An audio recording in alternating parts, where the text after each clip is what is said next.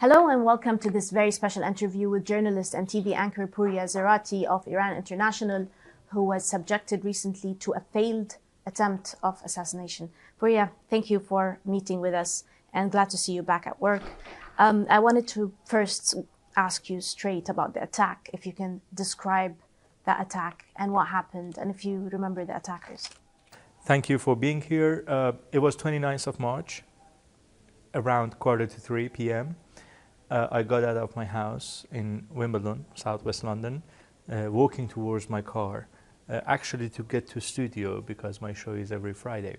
And I was approached by a man, young man, asking or pretending to be asking for £3 change. And as I was saying, excuse me, I don't have any change, and I was going to unlock the door to get into the car, suddenly the second man appeared. I think he was hiding behind a bush or something because I couldn't see him before I saw the first man. And he ran towards me very fast. He grabbed me from the front, very tight, the way I couldn't even move my hands. And the first person who asked for £3 change, he started stabbing in my leg about 4 times. Later I noticed. And they ran away after that. For the first few moments I was thinking it's a robbery, but I noticed just, my mobile phone is with me, my AirPod is with me, I have my watch in my hand still, and a wallet with cash in it. So at that moment clicked that is related to my job and the threats I've been facing in the last few months especially. And I called the police. My neighbor came out. She called my wife, who was I think she was about 20 minutes away from the house. And some neighbors came, tried to help me stop the bleeding because I was losing a lot of blood. And by the time police arrived, they were helping me, and then the ambulance arrived. They took me with my wife to the hospital. And they first tried to destabilize my situation in terms of losing blood and pressure and the heart rate. And after a few hours, I was stabilized. And it was a bit critical because they did some scans and MRI to see whether I need a surgery or not because of the stabbing in my thigh, in right side. They were trying to understand whether any nerve or vessel has been hurt and injured severely, which actually needs to be a surgery, which a surgery is needed. And then luckily I didn't need a surgery. They stitched it, and I was there for a couple of days. I was discharged. We were moved to a safe house by the police under the supervision of Metropolitan Police, and we've been living there since then with my wife, with a lot of limitations, which is not pleasant, obviously. I know it's hard to talk about this attack. I just wanted to know what emotions you went through on that day. The first thing I remember, which I never forget in my life, are those few seconds that the guy took out his knife, the attacker. He was looking at my eye and started stabbing me in my leg. In those few seconds, the only thing you think is where he's gonna stab. In my leg, in my neck, in my heart, in my kidney, in my liver.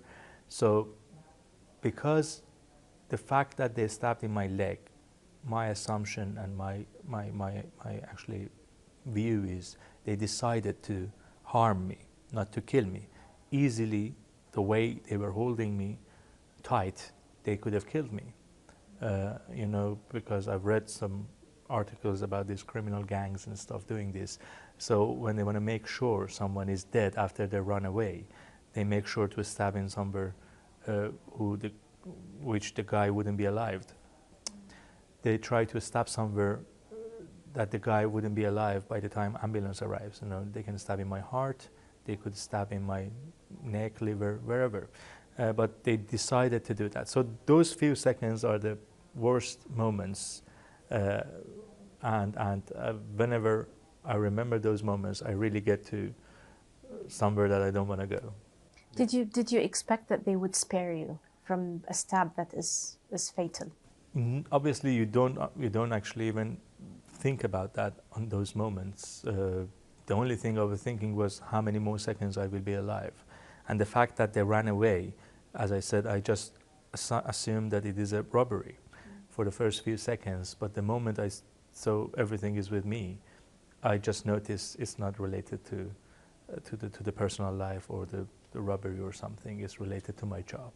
Yeah, and then later on, by the time the police statements came out, and then the meetings I had with the commanders and inspectors and the police officers, saying that they fled from the they flew out from the country, and then it was well planned. They got into the country. They got a car. They left the car abandoned about 4 or 5 miles away from our house, and then they fled via Heathrow Airport to destinations which is unknown still, and the police is investigating to bring them back with their international partners that are collaborating. So the moments you think about this, you see, oh, they just spent time and planned this attack, and that is really serious, regardless of the level of harm I just received. This is really serious, happening in the middle of London to a journalist. Yeah. And so they obviously stabbed you as a warning, because they stabbed you on the leg. What message do you think those attackers? Yeah, of course, it was a warning shot, I think. And I need to clarify, Arub, at the beginning, this attack was not against me as Pouria. This was an attack against me as a journalist, the job I do. This was an attack against the platform I have, the network I work with. And also, this was an attack against the narrative, the whole narrative I've been trying to deliver to people. The narrative, I think, is important for people to understand and to be aware and to be informed, whether it's related to Iran and inside Iran and echoing their voice and trying to, empower them in terms of the suppressions they receive from the regime, and also the stories around the world and the Middle East, which they probably don't pay attention on a daily basis, but it is really important in the way they will live in next few years and even next few months.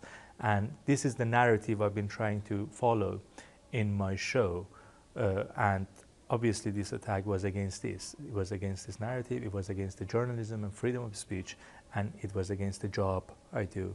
Tell me about the injury, the leg. How is your movement, and how have you been affected by this attack? I am recovering very well and fast. I am able to walk almost right now. Still actually some difficulties standing up, sitting down, and antibiotics actually, which are the worst part, are finished. And yeah, still actually I'm not able to do some specific activities like going to gym, working out, exercising, or walking for a long time, or running, but I will get there. The importance is, if this attack was done to stop me from what I'm doing, it hasn't been successful, and as they say in English, the show must go on, and it is going on. So Pouria, I just want to move on to talk about the threats.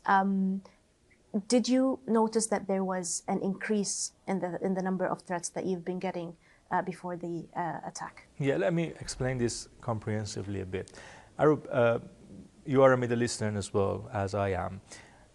Being a journalist in countries like Iran, Afghanistan, North Korea, Syria, Russia, it's a tough choice to make, because we as journalists are at risk in any country we are.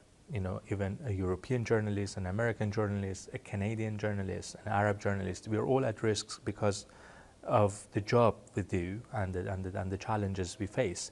But being a journalist in countries like Iran is a double risk you take, because you are being chased by your own government as well, apart from the other risks you face. And the fact that I chose this job, I chose to be in this job, and I made this choice, is actually something I made it myself. And the fact that I am in this job is the choice I made. And the threats have been there for 14 years. I've been doing this job since 2010. Either I was working with the other network I used to work with, and since I joined Iran International in 2022, the threats have been there always, and we've been dealing with that, reporting it to the police, maintaining our own security, taking security courses and stuff. But there are some periods that you feel you are getting increased level of threats. One of those periods was September 2022, when they killed Mahsa Amini because of compulsory well. We saw a big protest starting in Iran, anti-regime movement called Women, Life, Freedom Revolution.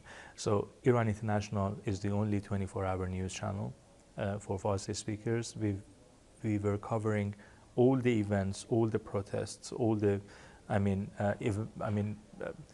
we were covering everything for 24 hours in those days. And all we were doing was echoing people's voice who are under severe suppression and censorship. And the regime obviously didn't like it. They designated Iran International as a terrorist organization. They put my banner along with my other colleagues up in Tehran, saying we are wanted, dead or alive. And also there were some physical threats in the middle of London, especially against my wife. And we noticed that the level of threat is something different than previous years we have been in this job. And then, we reported to the police. We just, took some precautions and stuff. And then it cooled down a bit with the protests slowing down in Iran after December 2022 or January 2023. But again, in March 2023, I interviewed the Israeli Prime Minister, an exclusive interview with him in Jerusalem in his office. And after that, I faced an increased level of threat against me, my family again. They just threatened to kill me. Even in their state TV, they said actually probably, one day I wouldn't be alive or stuff. And then again, we just reported to the police. We were really cautious. We were taking every single, step needed to maintain our security. And then the worst moment was after October 7th, when the terrorist attack happened on Israel by Hamas. I've been so vocal condemning this attack, talking about that in my show, and the fact that Islamist extremism is destroying Western civilization and also stability and peace in the Middle East. So as long as this terrorism stays in the Middle East against Israel or any other state, and even Western democracies, we won't see peace and stability in the Middle East. I was trying to establish this narrative in my show. I have been so vocal against the mob culture here in terms of Islamist extremism and stuff, and the far left, and these movements are being promoted here and these types of things. So the level of threat again actually leveled up. So they leveled up the threats. We've been trying to communicate with the police. We've been liaising with the counterterrorism unit to minimize the risks, but finally, they try many times. They're successful only once. So what are those precautions that the police had taken and you have taken? They have been informed about the risks, the threats. They've been collaborating with our security department here about the risks and all the things. As far as I am aware, they just assess the situation on a constant basis. They just put it under review, and they let us know if there is a risk against us. I need to mention what happened to me on 29th of March was first of its kind, probably someone getting close enough to me to be able to attack me physically, finally. But it's not the first time they're plotting attacks against journalists in the UK. We had the news revealed by ITV in December 2023 about the plot in 2022, which was foiled by British security services against two of my colleagues. And also before that, we had the attack which was foiled against the headquarters of network in Chiswick in West London, which was foiled again by security services. And we have a report I read in different news outlets that at least 15 terror plots have been foiled since January 2022 only in London against Iranian journalists and activists. So It's not the first time. I think police is aware enough to consider the situation. So Pouria, you've been in London since 2007, and do you feel that London is not safe anymore? Do you feel intimidated by this attack? Of course.